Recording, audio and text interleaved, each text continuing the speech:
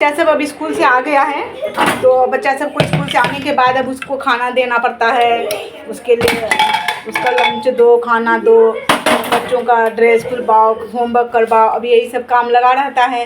भाई हम लोगों का गृहिणियों का तो यही काम है।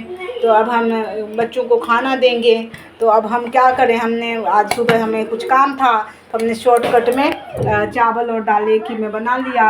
ये है मेरा कुकर, और कुकर में हमने क्या किया, एक पतीले में हमने ये चावल रख दिया। ऐसे चावल बन गए ये, और हम ऐसे इसको करके यहाँ पे ये से निकाल लिए। ये हो गया चावल, और चावल के अंदर ये कुकर में ये बच गया मेरा दाल।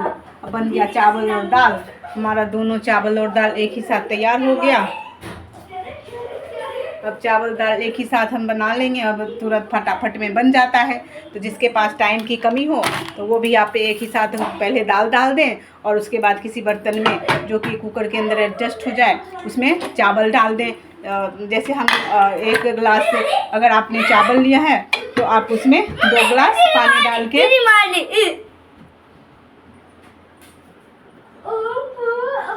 क्या यार, अब जल्दी से बच्चों के लिए हम खाना निकाल देते हैं। तो अब इस दाल को हम छौंका लगा देंगे फटाफट से।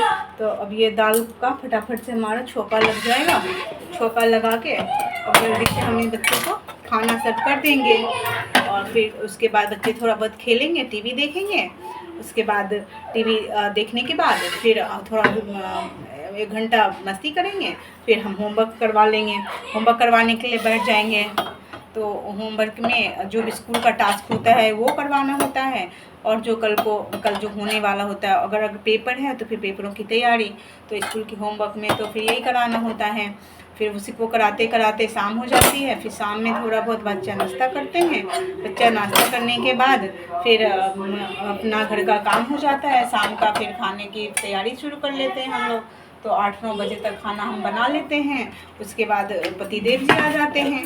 फिर पतिदेव जी के आने के बाद फिर खाना पीना बनता है। बना हुआ पहले से रहता है, तो उन्हें सर्व कर दिया, खिला दिया, थोड़ा उनके साथ बैठ लिए, थोड़ा 2-4 बातचीतें कर ली।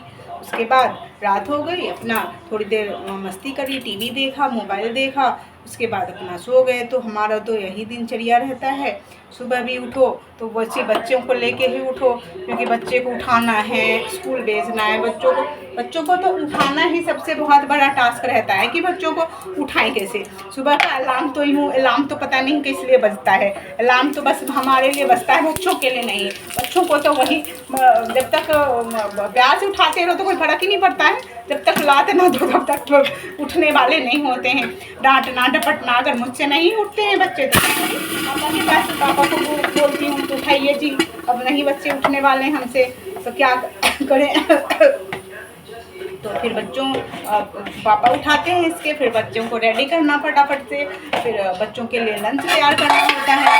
बच्चे को लंच तैयार करके फिर बच्चों का पैक करके जब बच्चे फिर चले जाते हैं तो फिर अपने पतिदेव जी के लिए लंच तैयार करो, फिर पतिदेव जी के लिए लंच बनाओ।